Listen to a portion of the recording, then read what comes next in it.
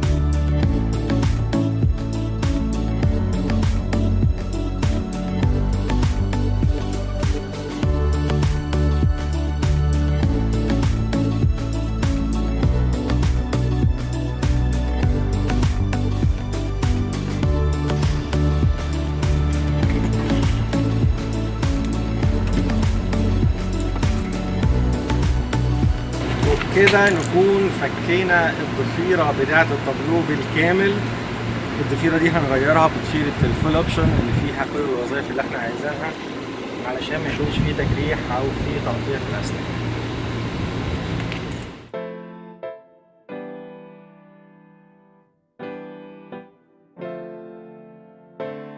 ودي الضفيرة اللي احنا هنركبها في العربية بعد ما رجعناها فيشة او سلك وتأكدنا ان هي تمام ومظبوطة تمام. هنبدأ نركبها في العربية. نشوف مع بعض.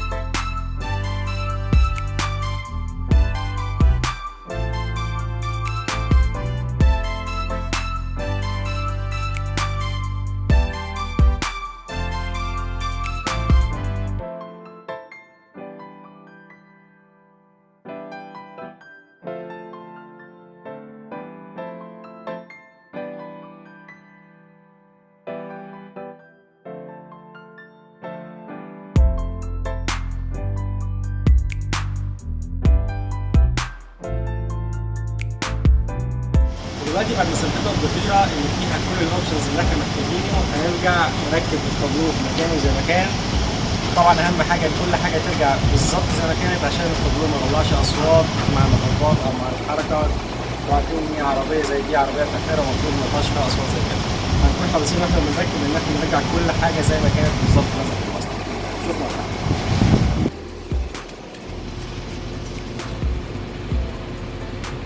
احد اهم الحاجات اللي لازم ناخد بالنا منها سلك الاوتو لايت ده بتاع حساس النور، نخليه في مكانه هنا عشان نعرف نركبه، لان هو لو مستخبي مش هنعرف نرجعه في مكانه تاني.